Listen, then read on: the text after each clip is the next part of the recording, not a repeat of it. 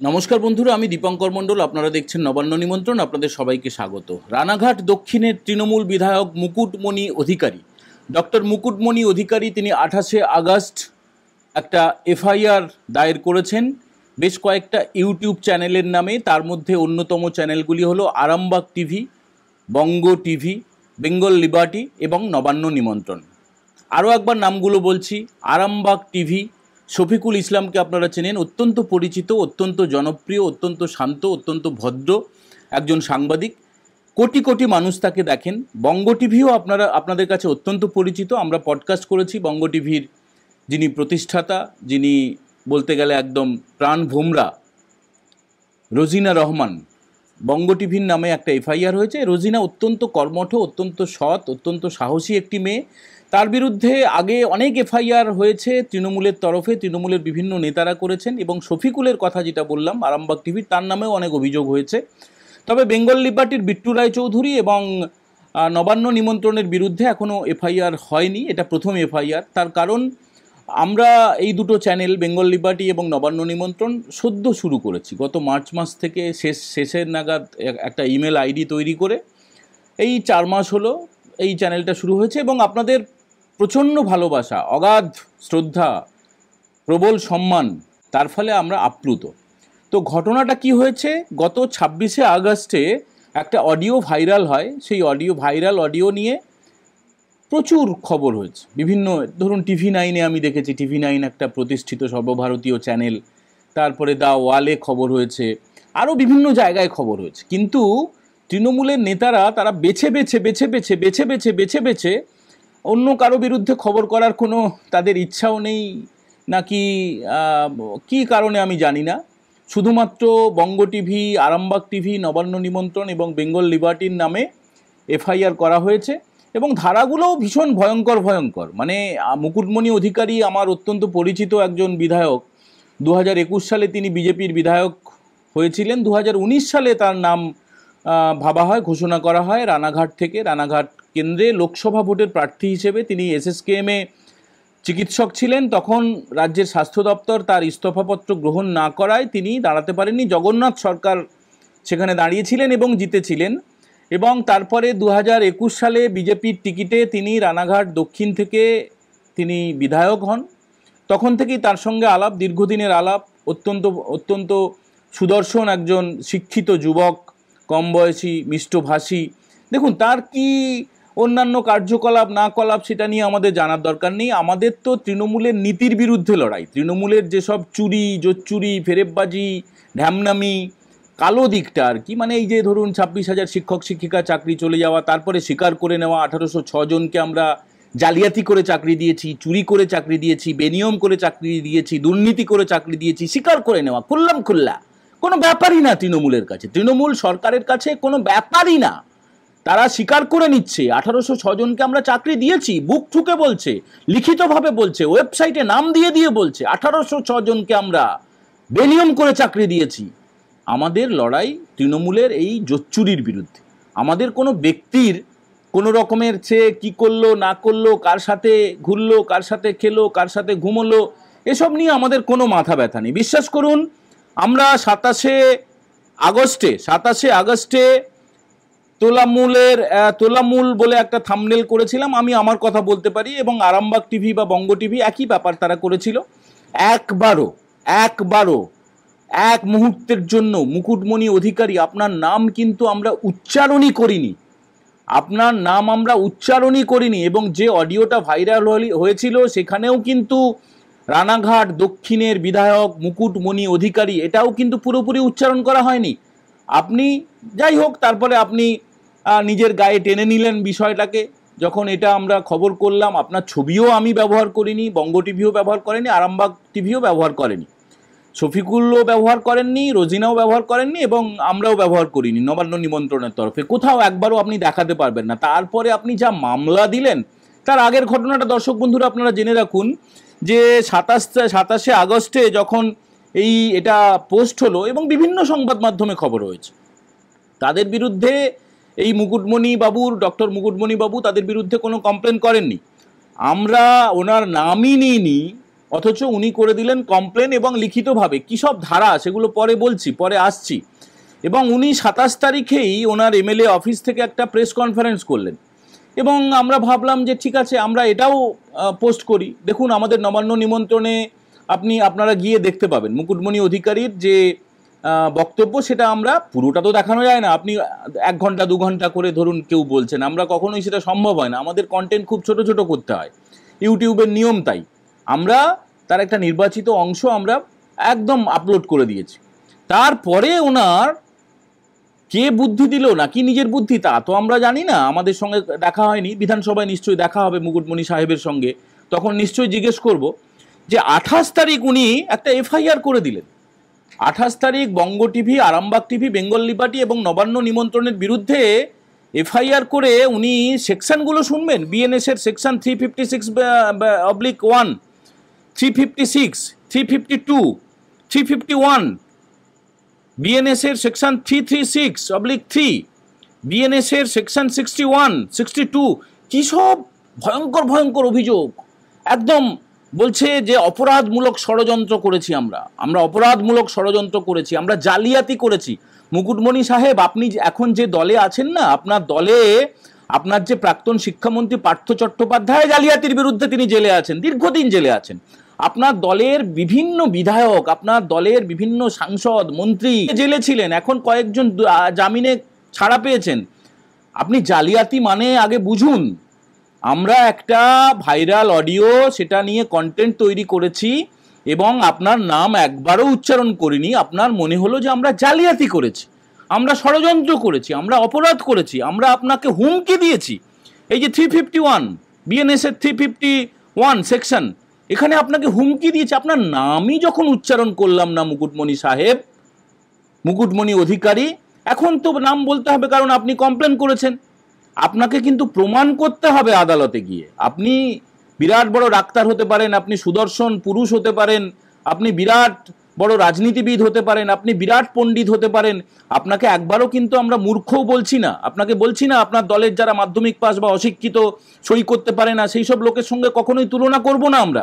আপনি শিক্ষিত, আপনি ভদ্র, আপনি মার্জিত, কিন্তু আপনাকে প্রমাণ করতে হবে আদালতে গিয়ে যে আপনাকে আমরা হুমকি দিয়েছি। আমি অন্যদের কথা বলতে পারবো না, আমি কখন আপনাকে হুমকি দিয়েছি। আপনার সঙ্গে যখন বিধানসভায় দেখা হয় তখন তো হাসি মুখেই কথা হয়। হুমকিটা কখন দিলাম, আপনার মানহানিটা কখন করলাম? এই প্রথম মুকুটমণি অধিকারী আপনার নাম উচ্চারণ করে কন্টেন্ট তৈরি করছে, যেহেতু আপনি এফআইআর দায়ের করেছেন আমাদের নামে। আদালতে প্রমাণ করতে হবে আপনার মানহানি হয়েছে, আদালতে প্রমাণ করতে হবে আপনাকে হুমকি দেওয়া হয়েছে, আদালতে প্রমাণ করতে হবে আমরা জালিয়াতি করেছি, আদালতে প্রমাণ করতে হবে অপরাধমূলক ষড়যন্ত্র আমরা করেছি। আপনি কার কথায় ভেসেছেন নাকি নিজের বুদ্ধিতে করেছেন সেগুলো আমরা জানি না। আর সবচেয়ে যেটা মজার কথা দর্শক বন্ধুরা, অন্যান্য চ্যানেলে খবর করা হলেও, অন্যান্য পোর্টালে খবর করা হলেও মুকুটমণি সাহেবের মনে হয়নি যে তার বিরুদ্ধে তারা অভিযোগ করুন। তিনি দাবি করছেন যে নদিয়ার প্রত্যেকটা জেলার প্রত্যেকটা, মানে নদিয়া জেলার প্রত্যেকটা থানায় থানায়, মহল্লায় মহল্লায় অভিযোগ দায়ের হয়েছে, ফেসবুকে প্রোটেস্ট হচ্ছে। সেগুলো আমাদের চোখে পড়েনি। মুকুটমণি অধিকারীর নিজস্ব একটা হোয়াটসঅ্যাপ গ্রুপ রয়েছে, আমি নিজে সেই গ্রুপে আছি। গতকাল অর্থাৎ 30 তারিখে এই যে চিঠিগুলো আপনাদের দেখালাম, সেই চিঠিগুলো গতকালই পোস্ট হয়েছে। গতকালই উনি যেগুলো লিখেছেন, এর আগে উনি যে ভিডিওটা ফেসবুকে পোস্ট করেছিলেন সেখানে বরং অনেক হুমকি ছিল, অনেক মিথ্যা কথা ছিল।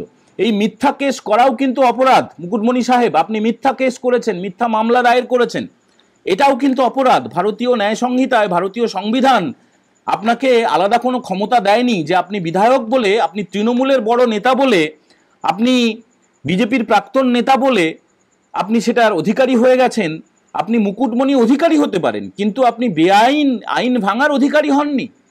আপনি এত বড় মাতব্বর হয়ে যাননি। প্রধানমন্ত্রীও যদি অপরাধ করেন, মুখ্যমন্ত্রীও যদি অপরাধ করেন, এই ভারতের প্রত্যেকটি নাগরিকের কোনো অধিকার নেই যে সে মিথ্যা মামলা করে। মিথ্যা মামলা করাটাও একটা অপরাধ। দর্শক বন্ধুরা, আপনারা যারা দেখছেন, আপনাদের জন্য একটুখানি আমি জানিয়ে রাখি যে 2019 সালে যখন মুকুটমণি অধিকারী টিকিট পাননি, সেই জায়গায় জগন্নাথ সরকার যখন তিনি এমপি হয়ে গেলেন, তো এমপি হওয়ার ইচ্ছা সম্ভবত মুকুটমণি অধিকারীর আগে থেকেই ছিল।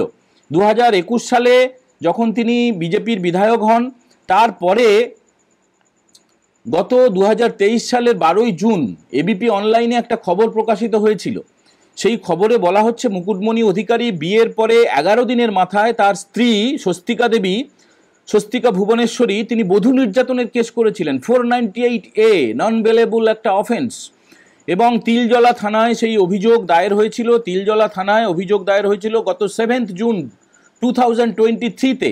সেখানে মামলাগুলো শুনবেন, তার স্ত্রী তার বিরুদ্ধে কেস করছেন 498A, তখন আইপিসি ছিল, পরে তো ভারতীয় ন্যায় সংহিতা চালু হলো, তখন আইপিসি চালু ছিল। ইন্ডিয়ান পেনাল কোডের ধারা 498A বধূ নির্যাতনের কেস 406, 506, 509, 385, 34 এগুলো কলকাতা পুলিশের অধীনে তিলজলা থানায় মুকুটমণি অধিকারীর বিরুদ্ধে এফআইআর হয়েছিল। এফআইআরের কপি আপনারা এই মুহূর্তে স্ক্রিনে দেখছেন, এবং এটা ভীষণভাবে বিভিন্ন সংবাদ মাধ্যমে খবরও হয়েছিল, এবিপি অনলাইনে বিভিন্ন, আপনারা গুগল করে দেখে নিতে পারেন, কিচ্ছু না, গুগলে মুকুটমণি অধিকারী লিখে নিউজে ক্লিক করবেন, হাজার হাজার লিঙ্ক বেরিয়ে আসবে, সেগুলো দেখতে পাবেন। এবং স্বস্তিকা দেবী দাবি করেছিলেন যে তাকে হেনস্থা করা হচ্ছে, তার উপরে নির্যাতন করা হচ্ছে। এরপরে যেটা হলো, আমরা দেখলাম যে আন্তর্জাতিক নারী দিবসের আগের দিন মমতা বন্দ্যোপাধ্যায়, তৃণমূল নেত্রী, তৃণমূলের সর্বভারতীয় সভাপতি অভিষেক বন্দ্যোপাধ্যায় কলেজ স্ট্রিট থেকে ধর্মতলা পর্যন্ত একটা মিছিল করলেন। সেই মিছিলের তারিখ ছিল 7/3/2024, মার্চ মাসের 7 তারিখে 2024-এ। তখনও মুকুটমণি অধিকারী কিন্তু বিজেপির বিধায়ক। হঠাৎ করে আমরা দেখতে পেলাম, আমি নিজে সেই মিছিলে ছিলাম, হঠাৎ করে দেখলাম মুকুটমণি অধিকারী উদয় হলেন কোত্থেকে। আগাম কোনো খবর আমাদের কাছে ছিল না, সংবাদ মাধ্যমের কাছে খবর থাকার কথাও না। তো হঠাৎ করে মুকুটমণি সাহেব গেলেন, এবং তারপরে তিনি ধর্মতলায় গিয়ে দলের পতাকা তুলে নিলেন, মানে তৃণমূল দলের পতাকা। তখনও কিন্তু তিনি বিজেপির বিধায়ক। তো দলের পতাকা তাকে অভিষেক বন্দ্যোপাধ্যায় সঙ্গে হাঁটতে দেখা গেল, মমতা বন্দ্যোপাধ্যায়ের সঙ্গে হাঁটতে দেখা গেল, এবং 2024-এর তিনি লোকসভা ভোটেও প্রার্থী হয়ে গেলেন। লোকসভা ভোটেও তৃণমূলের প্রার্থী হয়ে গেলেন, এবং লোকসভা ভোটে প্রার্থী হওয়ার পরে তৃণমূলের টিকিটে দাঁড়ানোর পরে তিনি সেই তার দলের যিনি টিকিট পেয়েছিলেন 2019-এ, তার কাছেই হেরে গেলেন, জগন্নাথ সরকারের কাছে। তারপরে কি হলো, হেরে গেছেন মানে একুল গেল, তাকে তো ইস্তফা দিতে হয়েছিল। এমনিতে নর্মালি তৃণমূলের বিধায়ক যারা বিজেপিতে চলে যায় ইস্তফা দেয় না, যেটা নিয়ে হাইকোর্টে মামলাও হয়, কেসও হয়। তো যাই হোক, মুকুটমণি সাহেব যখন যিনি তৃণমূলের টিকিটে লোকসভায় দাঁড়াতে গেলেন, তাকে বিধানসভায় ইস্তফা দিতে হলো। তারপরে একটা সময় এলো তিনি বিধায়ক নন আর সাংসদও নন, কিন্তু তারপরে একটা বাই ইলেকশন হলো। বাই ইলেকশন মানে উপনির্বাচন হলো। উপনির্বাচনে তিনি জিতলেন। এই রানাঘাট দক্ষিণ থেকে তিনি এই মুহূর্তে তৃণমূলের বিধায়ক, এবং তিনি তৃণমূলের এমএলএ হিসেবে তিনি গত 27 আগস্টে প্রেস কনফারেন্স করেছেন। যে প্রেস কনফারেন্স করেছেন সেখানে আমাদের নামে মিথ্যা কথা বলেছেন, কুৎসা ছড়িয়েছেন। এরপরে আমরা ভেবেছিলাম, আমি ব্যক্তিগতভাবে ভেবেছিলাম একে মাইলেজ দিয়ে লাভ নেই, এমনি কেন 294টা এমএলএ আছে, আর তৃণমূলের অনেক বড় বড় রথী মহারথী আছে। মমতা বন্দ্যোপাধ্যায় বলে থাকেন 294টা কেন্দ্রে তিনিই প্রার্থী, অতএব তাকে নিয়ে খবর করা ভালো। আর তৃণমূলের নীতি, তাদের দুর্নীতি, তাদের যে চুরি, তাদের ফেরেববাজি, তাদের যে রাগ ঘৃণা, তাদের যা কিছু, সেটা নিয়ে আমরা কথা বলি। আমরা কোনো ব্যক্তিগতভাবে আক্রমণ করি না, করবও না। আর মুকুটমণি অধিকারী, আপনি এমন বড় কোনো নেতা হয়ে যাননি যার ফলে আপনাকে বেছে নেবো, আপনাকে নিয়ে খবর করব। প্রথমে ভেবেছিলাম করব না, তারপরে অ্যাকচুয়ালি সোমবার মানে আজ 1 সেপ্টেম্বর, আজ আমার বিশেষ কিছু কাজ আছে। তো সেই কাজে এমন ব্যস্ত থাকবো, অন্য কিছু কন্টেন্ট আমার হাতে নেই। তার ফলে দর্শক বন্ধুরা, আমার মনে হলো যে এই মুকুটমণি অধিকারীর এই খবরটা আপনাদেরকে আমরা জানাই, এবং মুকুটমণি অধিকারীকে আমি নিজে হোয়াটসঅ্যাপে নিশ্চয়ই এই খবরের লিঙ্কটা পাঠিয়ে দেবো। এবং যে গ্রুপে উনি নিজে গ্রুপটা তৈরি করেছিলেন যখন বিধানসভা ভোটে তিনি প্রতিদ্বন্দ্বিতা করেন তৃণমূলের টিকিটে, তো তখন আমাকে তিনি অ্যাড করেছিলেন, আমি ওই গ্রুপেও দিয়ে দেবো। গ্রুপের সদস্যরা দেখুক যে শুধুমাত্র মুকুটমণি অধিকারীর কমপ্লেনটা সেখানে পোস্ট হবে আর এই খবরটা পোস্ট হবে না, সেটা তো হতে পারে না। যাই হোক, এই কন্টেন্ট আপনাদের কেমন লাগলো? Banga TV, Arambagh TV, Bengal liberty এবং নবান্ন নিমন্ত্রণ, শুধু বেছে বেছে এই 4টে চ্যানেলের বিরুদ্ধে এফআইআর করাকে আপনারা কি চোখে দেখছেন সেটা অবশ্যই কমেন্ট করে জানাবেন। এবং তৃণমূলের এমএলএ, তার সম্পর্কিত আপডেট নিশ্চয়ই থাকবে। যেহেতু তাঁর এখন মনে হয়েছে তাকে নিয়ে খবর হোক, আমরা নিশ্চয়ই তার সম্বন্ধে আরও খবর দেব। অপেক্ষা করুন এবং কিছুটা অপেক্ষা করুন, আরও ভালো ভালো খবর দেব। ভালো থাকবেন মুকুটমণি অধিকারী। দর্শক বন্ধুরা, আপনারা অবশ্যই কমেন্ট করে জানাবেন আমাদের এই কন্টেন্ট কেমন লাগলো, এবং যদি ভালো লাগে বন্ধুদের সঙ্গে শেয়ার করতে ভুলবেন না। নবান্ন নিমন্ত্রণ চ্যানেলটা এখনও যারা সাবস্ক্রাইব করেননি, অবশ্যই আপনারা সাবস্ক্রাইব করবেন। সবাই ভালো থাকবেন, আপনাদের দিনটা শুভ হোক। জয় হিন্দ, বন্দে মাতরম।